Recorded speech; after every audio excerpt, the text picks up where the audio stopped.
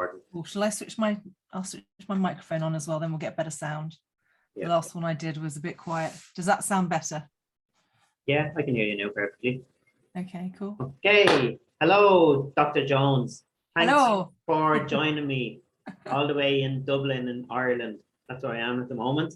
Fantastic. And, so where are you based? Tell us a little bit about yourself and who you are. Well, I'm in the East Midlands. Okay. Yeah, sure. So my name's Victoria Jones. I'm based in the East Midlands. So I ran my own dental practice for about 10 years in Nottingham, until I sold it in 2017. So which was excellent timing given, all the traumas we've all been through in the last few years. Exactly. So yeah, and I was an associate for 10 years before that. So, and I've worked for a number of different corporates, and I've worked for small practices. I've worked as I've done all sorts. Actually, I've had quite a range in my career.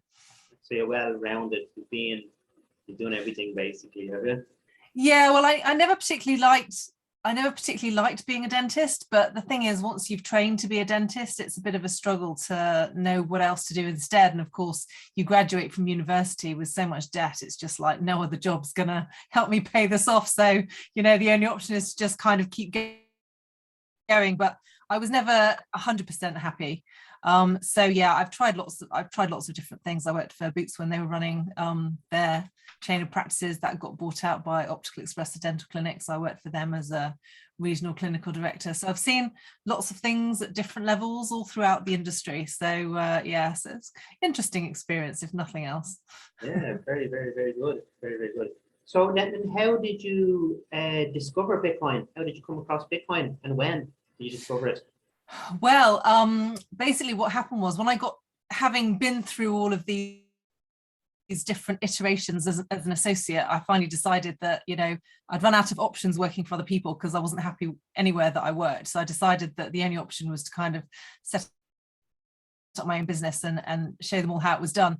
But of course, I tried to do that in December 2017. And so about 9 months in, I'd used up all my own savings, and it was time to go to the bank to ask for some more money. And of course, September 2008, no bank on the planet was lending money to anybody, which was a huge shock, because I remember when I went to university as a dentist, and all the dental students were saying, oh, the banks will love you never have any problem getting any money, blah, blah, blah. And so, I lived most of my career in this kind of happy bubble. If I ever needed to go to the bank, I'd get a new loan and then pay it off, and then get another loan and pay it off. And I had a financial advisor once. He said, every time I see you, you've paid off the last lot because you've got a whole lot of new ones. So, I was very proficient at how the banking system worked in terms of, releasing money into the public. So when it got to September 2008 and no one was going to lend me any money, and I really needed it, this wasn't just some fancy project. This was my livelihood. I'd also just had a baby, so that was kind of slowing things down a bit as well. And I went to my local bank and said, I really need some money, and they're like, not my problem. Yeah. Never known anything like it. So so it was really stressful. So I spent about 2 years. The only way I managed to carry on was I paid for my business expenses using my personal credit cards. And so I got to the stage where, I'd used them all up. I was about 60 grand in debt on my credit cards, this small little business I'd opened. And there were weeks if something had gone wrong with the procedure I was doing on a patient, so that I hadn't been able to charge them that day, I'd have been bankrupt the next week. Really stressful. There are 3 occasions when that could have happened. And so, when I finally got through that, you just put blinkers on, just keep going, because you've got no other options. All other bridges have been burned, because I knew I could be successful. I'd done it for other people. It's just the biggest problem was the finance. And because I was completely floored by that, it's not a problem that I'd expected. When I finally got to the other side, and I finally sold a house, because the other problem I had was I had a house that I needed to sell in order to move, to make my life easier. 7 years it took me, because I needed to sell it for a particular amount in order to pay off the mortgage and some of the other expenses I had. So, it was so incredibly stressful. By the time I got to the end of that and I finally had some money that I could save, I was just like, right, this is really precious. What am I going to do with this? And so it was part of that research, because of course by then, the banks were only like 2012, 2013, well, it's 2015 actually that I sold the house. By then, the banks were only offering like 0.001% interest on savings. And I was like, well, this is really strange. As a kid, I remember going to the post office and getting 10%. My dad was really proud. He was, march us all down to the post office for our savings in the post office because we'd get 10% interest. I mean, he was literally killing himself because the interest on his mortgage was so awful, but he's encouraging all us kids to make the most of it with our savings. And so I clearly remembered that. And so it's like, well, why was it like that in the 80s and why is it like that now? And that difference, it's not something that we're commonly told about. It's just something that we're taught to kind of expect and accept. And I was like, I'm not happy about this. So that's one of the reasons why I started researching it. I wanted to know where was the best place to save my money. And the thing is, when I start these sorts of missions, I don't do it lightly. When I want to know something, I really want to know. And so, I dig deep. And so eventually I came across the principles of sound money. The first things I bought were gold and silver, actually. So I bought some gold just before the Brexit vote in 2016. And then, of course, Brexit happened and the price of gold shot up overnight. And I thought, this is amazing. It's going up in value. It's going up in value. Well, the thing is, I've never really been an investor. I'd never really been interested in the stock market. I mean, I've got an uncle who dabbles in the stock market, but it was never really a strong part of my upbringing. So I didn't really know much about it. It was just the fact that I bought this gold and then the Brexit vote happened. And I was like, wow, this is amazing. You're watching the price of the gold chart.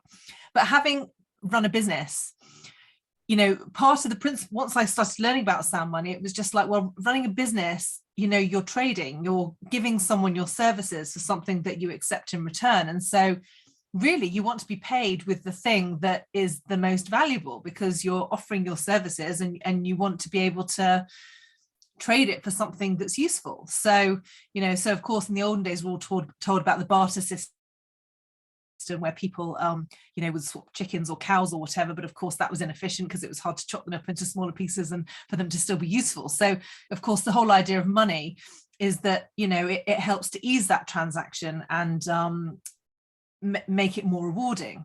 Yeah.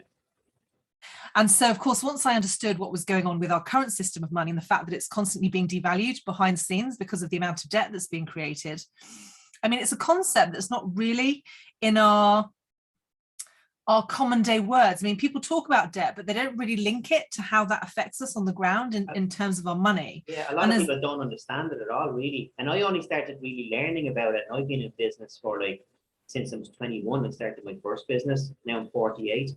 But it's only the last really 2 years when I had the time to start learning about it. I says, this doesn't make sense, man. You know what I mean? This looks like a scam. That's what it looks like to me completely. Well, you just don't know. I mean, I remember when I started investigating the whole thing, and I said to my sister, she's got a master's degree. I mean, I've got an MBA. I got that fairly early on in my career because I wanted to find a different direction. And they didn't teach us anything about this. I mean, I have to say some of the economics lectures really opened my eyes. I mean, that really, one of my biggest insights was the fact that the NHS was a monopoly and of course how that affected prices and competition and things like that. But, in terms of what money actually is, and even in the news, you kind of hear this constant conversation about the debt and it's just like, whatever. And you don't really realize how it's affecting you on the ground. And of course, so you've got these pound notes that say the Bank of England promises to pay the bearer on demand a sum of £20, but what is that actual £20? And that £20 is constantly being affected by the amount of debt that's being created in the background. And not many people understand that. And so this is what led me to the concept of sound money, which is like gold and silver. So before we had this current system of money, people would use metals in order to hold that level of exchange. But having run my own business, it was just like, well, I've run a business and it's hard enough to get to the bank to deposit cash, let alone verify that someone's got a genuine gold coin and collecting those and it's heavy and taking it to the bank. It's just like, it's completely impractical. So, we need a similar thing that's digital. And I'd kind of heard of this Bitcoin thing, but didn't really know much about it. And, and I think I'd heard through 2013 and heard about it on BBC News and everyone was making loads of money from it, but I was just like, it just wasn't on my radar at all. I was busy with other things. But once I understood gold and I realized we needed a digital version, And then I realized that Bitcoin had been programmed to mirror the economic principles of gold. I was like, that's it. That's where we're going. So, well, may not be where we're going, but that's where I believe we should go. Because you've now got all of these other cryptocurrencies in the mix, which are trying to muddy the waters. Yeah, definitely. And of course, because people don't understand sound money to begin with, they're easily distracted. So I kind of observed all of these things and decided that, I know lots of people kind of talk about these things, but I think sometimes different people saying it in a different way helps to get the message across. And then maybe elements of the way, certain individuals understand it that may actually help and be part of the puzzle picture. And certainly, having built a business and been able to sell it very successfully, getting to the stage where I wasn't on the hamster wheel anymore, just trying to pay my bills, it kind of gave me the freedom, to really pursue something that I was passionate about. And considering how this affects all of our lives and how little people understand it, I was just like, this is it. This is what I want to do. So this is why I'm here talking to you. I recently gave a talk at a Bitcoin event, and I think your friend Daniel very kindly has been putting me in touch with a number of people. Go, you need to talk to Victoria. I was like, yes. People need to hear what I have to say. I'm going to put you in touch with a few people that I know as well. Yeah, and get you out there, spreading the word and spreading the news. Well, absolutely, and helping people change their lives and really wake up to about sound money. That's what we're trying to do. And absolutely, because people look around and they look at all of the problems in the world, and ultimately it all boils down to the corruption with the money, and it's the one thing that is never pointed out on the media, which feels, and it really irks me, because the thing is they present this image of the fact that they're trying to inform us and they're giving us the story, but once you understand what's going on, you realize they're only giving you part of the story. They're not giving you the whole story, and it's the fact that these parts of the story are missing that really bug me. It's just like, I need to do something about this. So it looks like when you discovered Bitcoin and you started going down the rabbit hole and really learning about it and consuming it, all the knowledge about it, it really changed your life, didn't it? It changed the way I looked at everything. And the trouble is, once you start learning about it, you learn about all sorts of other things that you didn't know before. So one of the things that I frequently talk about now that I think is also particularly related to dentistry is just like, well, how did we end up with the money system that we've got at the moment? And of course, at the end of the 1900s, Europe was incredibly prosperous. They'd all been working on a gold standard, and the reason why it broke is because of the expense of World War I. Apparently, they wanted to keep the war going, and so they issued bonds in order to try and pay for it. But only a third of the bonds were sold, and so they were like, okay, well, what do we do now? We need to fight this war. And so they came up with this accounting trick in order to where they agreed that what they would do is they would temporarily suspend the amount of gold that was associated with the amount of notes in circulation, and by doing this they would pay for the other 2/3 that they needed to fund the war. And as part of this agreement, they agreed amongst themselves that whoever lost the war, they would bill for reparations in order to get them back on the gold standard. And so, of course, the part of the story we've always heard is that it was Germany who ended up with those reparations. But what we're never told is where those reparations came from in the first place. It's just like, well, Germany had to pay war reparations. It's just like, but why?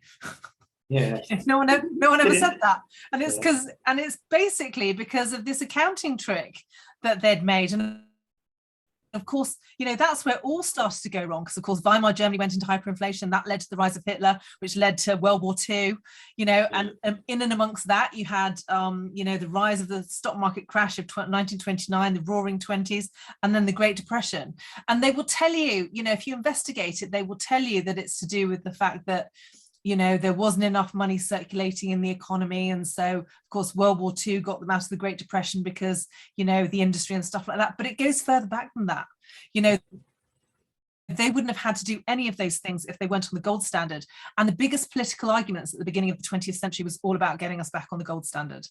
And, you know, how many times have those little details been left out of our history lessons? I mean, I find it fascinating. So this is, you know, these are the things that I talk about in my presentations. So like, people need to know this.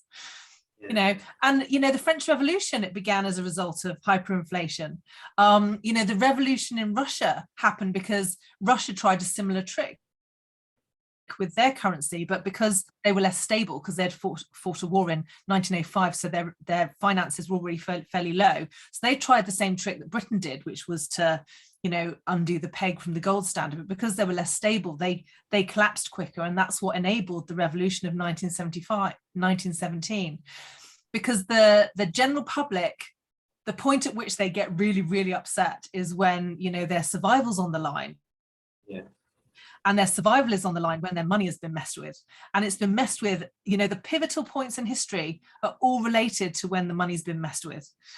And so, you know, this isn't just about Bitcoin. This is about the fact that, you know, we're heading for some really significant changes in our society that are nothing to do with anything we've done. It's because of everything that's been manipulated behind the scenes. And unless we figure that out quick and use the tools that have been given to us to get out of that situation, we could be in really big trouble. So that's all part of my message. It's starting to happen now as well, because I just today's the 12th of July. I was really reading there a few days ago that Indonesia just recently announced that they've gone bankrupt. Indonesia, yeah, Sri Lanka as well. They stormed the central bank over there, and the president fled Sri Lanka. It's all starting now. It hasn't hit the West yet, but it's coming, and it's going to come so fast that people need to protect themselves. They need to protect themselves. And most people have their head buried in the sand. They're looking at Coronation Street and all these other things on the TV. They haven't got a clue what's coming. They need to learn. Absolutely. Yeah, one of the chats I was in recently, someone made a comment and they were going, I don't know what you lot are talking about. I can't see all this coming. And I'm saying, yeah, I'm sure there are plenty of people in 1900 who would have said exactly the same thing. Yeah. Because you don't until it's too late. You know, if you're not paying attention, you know, this is the kind of thing that completely blindsides you. I mean, I was completely blindsided by 2008. I wasn't familiar enough with what was going on in the financial system to have any idea that that was on the horizon. And as a result, you know, I was primed to, you know, see some of these other things, you know, once I looked into it. And sometimes that's what's needed. What you need is a disaster to kind of make you go, hang on a minute, what's going on? And we've had several of those, but I'm not sure the message is entirely getting through. I think it is more and more, but you know, humans are very adaptable. I think they find their way to muddle through when things are against them. But when they don't realize that there are things stacked against them that are completely out of their control, it's been designed almost against them, really. And the only power they have is to understand what's going on and use the tools that have been given them as an escape route, which I believe Bitcoin absolutely is. But of course, Bitcoin gets trashed in the media so easily, and people get distracted by the fact that there are all of these other cryptocurrencies, which I think really, as I said earlier, you know, really colors the message. So again, I think that's why it's really important to be really clear in communication. It's just like, you know, Bitcoin might be an experiment, but all of these are like other experiments, you know, beyond Bitcoin. And that can really be manipulated as well, because they've all got boards, they've got CEOs, they've got VC funding behind them. So they just sit around the table, make a decision, and it affects the whole community. And I know they might say it won't, but we've seen that already just recently with Celsius. You know, they've been telling people different things, and like, thank God, I started seeing some red flags about Celsius, and a few of my colleagues and friends had their money on Celsius, and they took it off on the Thursday, and then on Sunday Celsius locked everything down. Wow, that was lucky. They were lucky. How did you figure out that something was going on? I just started following different people, and people that I know were putting up red flags about what was happening. And I just felt it for weeks and weeks. And I told them, listen, guys, you need to get this off. You need to get it off. And on the Monday, I started screaming at them, guys, this thing's going to go down. Or there's something's going to happen here. Just take it off for the sake of it. Put it on a ledger, you know? And thank God they done. They done that, and they done that. The last time we done it on the Thursday, and then on the Sunday, bang! Sunday morning we woke up, or Monday morning I think it was. They done on Sunday evening, late evening, and the Monday morning, bang! It was announced all withdrawals were stopped. It's so bad, and of course, all of these things give the whole space a bad reputation. And it's so common for the media to focus on the bad stories rather than, you know, what it's really all about, which is why it's so important that, you know, those who have studied it and understand it really talk about it and, you know, mention it to other people that we know on our networks, so that, you know, they get a handle on what some of the misinformation is. You know, because at least if they're getting the other side of the story, they've got places to go where they can really investigate the information and discover it for themselves. Yeah, definitely. So where do you see Bitcoin going then in the future? And do you think it's going to change the world? Well, I think the trouble is it's still new technology, and so people are still working on it at various levels. So at the moment, you've kind of got the main chain of Bitcoin, and what they're developing at the moment is a second layer in order to make the transactions easier. So of course, you know, one of the criticisms of Bitcoin at the moment is that it's slow and that it's expensive, but some of the second layer technologies are designed to try and overcome that. So part of the problem is at the moment we're kind of dependent on the exchanges so that people can get access to it. But really this part of the story is about the fact that people are learning about it, starting to get some in their own possession. But I think ultimately we need to reach a stage where we don't need the exchanges at all. And there are definitely people who are working on that. You know, the technology has been set up so that, you know, each individual and each business could run their own node and accept payments directly. You're not relying on a bank. You know, you're not and by not relying on a bank, you solve a number of problems, which is like the bank's failing to pay you on time. You know, the government's deciding that, you know, they can bail in your account because the bank has failed. You know, there are all sorts of, the fact that we've become so dependent on banks is definitely a vulnerability in the system. And so the benefit of Bitcoin is that all of that can run without that third party. And so there's a lot of debate about the fact that there's a lot of energy costs with Bitcoin, but actually if you compare that to how much it costs to run the banking system, it's kind of negligible really. And it's just like, well, we're going to have to spend some energy somewhere, so why not spend it where it's more efficient? So I think the more you look into it, the more you understand, you know, how brilliant the technology is. And I think ultimately people will be driven towards it as a result of their own self-interest.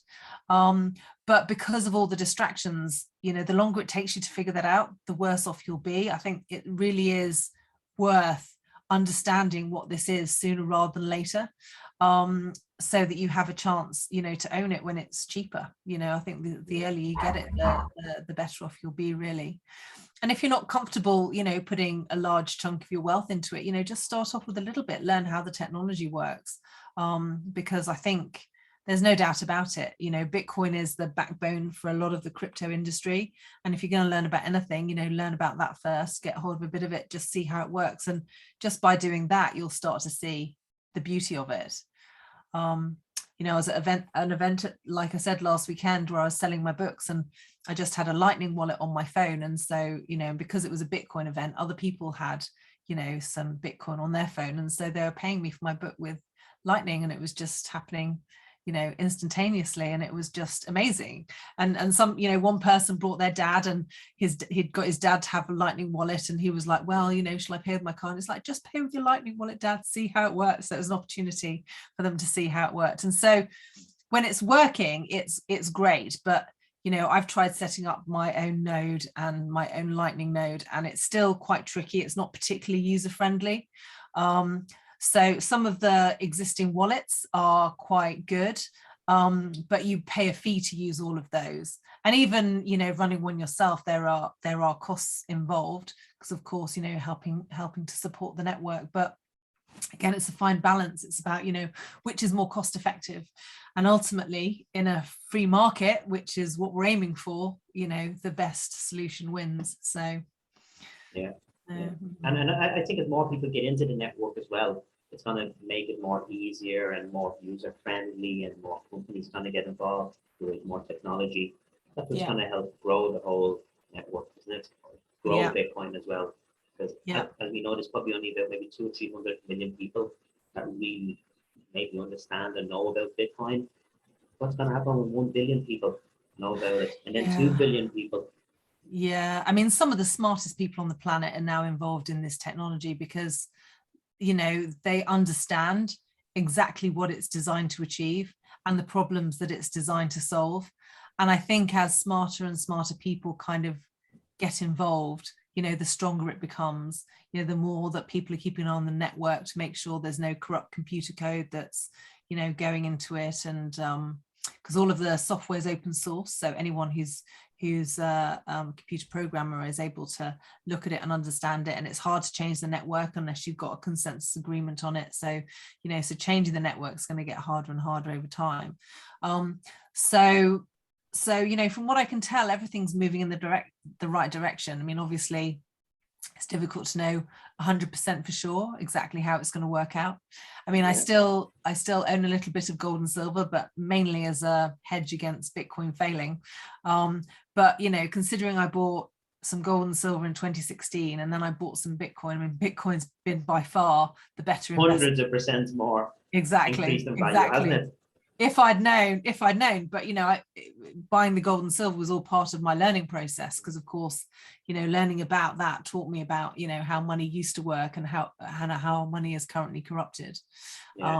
So yeah, but, you know, our world has now evolved to something digital, but we now have a choice. So we're going to choose something that supports our freedom or something that supports our enslavement, because it would appear the way things are going that everything's kind of conditioned to get us into this box that it's very difficult to move out of. So we do have a different option here, but it relies very heavily on people being educated.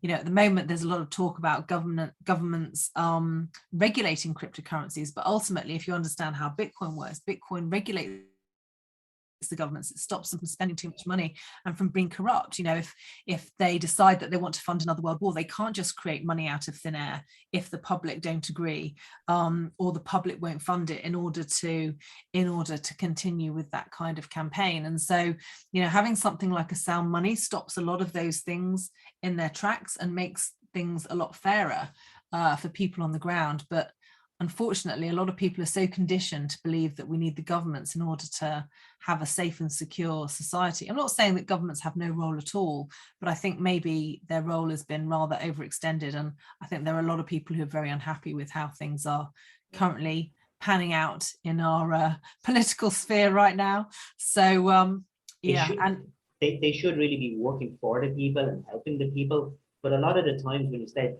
diving in and looking at exactly what they're doing, they're actually working against the people. But a lot of the policies that they bring in and all of the stuff that they bring in and their rules and their laws, it's enslaving people. But most people don't get it. They don't even see that. No, they don't. And most people don't even want to think about it. You know, it's just kind of like politics. Oh, it's not my thing. But actually it affects all of us. And politics and money, the way it currently works, is intimately tied to government. And so, you know, they've got strong incentives to stay in power and to dismiss anything that may disrupt that power. But I think, you know, it's high time all of us really took a good look at what was going on and asked if this is actually what we really want for our future, because certainly from what I've investigated, I don't think we're headed down a very enlightened path right now. I think it could be a lot better. Yeah, because especially with these new things that they're talking to CBDC, yeah, if the government, and not if, probably when, they transition from the money that we have now to these central bank digital currencies, it's programmable money that we're going to introduce to people, and it's going to be total control.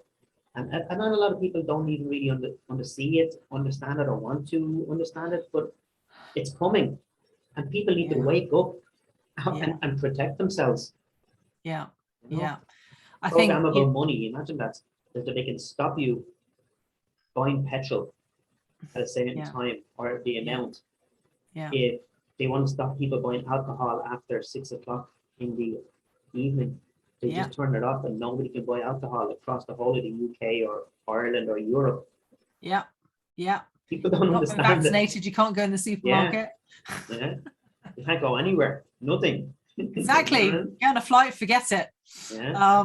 So I mean, even the Canadians, you know, they still can't leave the country because of their, you know, vaccination policies. So yeah, I mean, people wake up and smell the coffee.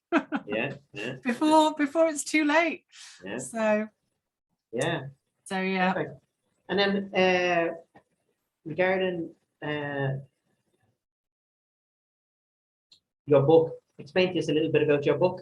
Tell me about your book and what exactly is involved in it, and why should dentists and everybody read it, basically. Show us okay, it. well, this is my book. It's called Truth Decay: How Bitcoin Beautiful. Fixes This. So I wrote this in the autumn of 2019 and published it in March of 2020, which was really good timing from a marketing point of view. Literally no one was thinking about anything apart from COVID then. But the whole idea of the book was, like I said, you know, I mean, because I wrote it, there are a lot more people talking about Bitcoin now, and there are lots of various YouTube channels and stuff like that. But like I say, I think everyone's kind of got their own perspective on it.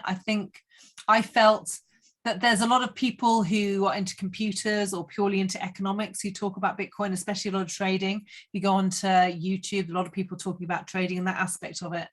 But I was particularly interested in it from a business perspective, as having run a business myself. It was wanting, you know, this aspect of trading, this aspect of, you know, offering your services and getting something in return that is actually valuable, that will hold its value. You know, ultimately, this is the way in which I believe we should be trading in the world. And so I actually went through a phase of actually accepting Bitcoin as a form of payment in my business. And so the book is it's split into 3 parts. The first part is my story as a dentist and how I became interested in Bitcoin in the first place, and, you know, some of the basics of Bitcoin in the first section. The middle section is my experiences as a dental business owner, actually accepting Bitcoin as a form of payment. And then the third section is about the future and how I see Bitcoin developing and how I believe that could have an influence on the world. So it's not that long. It takes about 3 hours to read it from start to finish. But I think if you don't know, it's written as an introduction. You know, there are more high-level books that will go into it in more detail. But if you don't know anything about it at all, it's written more like a story. So it's designed to be interesting and digestible. And so it's just a way of kind of introducing you to the subject, really, and particularly introducing you to some of the implications of, you know, how our money has worked in the past, how it's maybe harmed us in the past, and how, you know, those things could harm us or help us in the future. So that's what it's designed to do. And certainly people who've not been introduced to any of these ideas at all, they've found it really enlightening. I've got some mostly nice comments on Amazon regarding it. So you can have a look at those if you're not sure before you get a copy. Yeah. So they can get it from Amazon. Where else can they get it from? Anywhere else? I've got a website called satoshispage.com. So there, if you were already into this and you just want to get a signed hard copy and you're prepared to pay in Bitcoin for it, you can get that from my website. So, and also my website kind of demonstrates how it's possible to kind of accept payments without using a third party, using the Bitcoin network. So that's worth checking out as well. And I've got a newsletter on there. I don't do it particularly often, every few months or so, if I think there's an important topic. If I've prepared a speech recently, you know, I might then turn that into a newsletter, just to, because if I've picked up some interesting things, I think it's worth passing on. Sometimes I use it on there. So yeah, it's more of a hobby thing at the moment, but, you know, that's my take on the subject. And so anyone who's interested and wants an easy introduction, certainly that's what I'd recommend.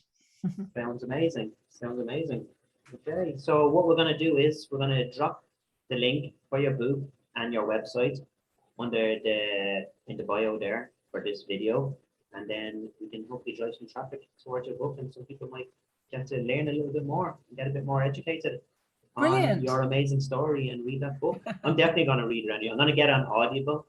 Okay, I like driving and listening to all these books.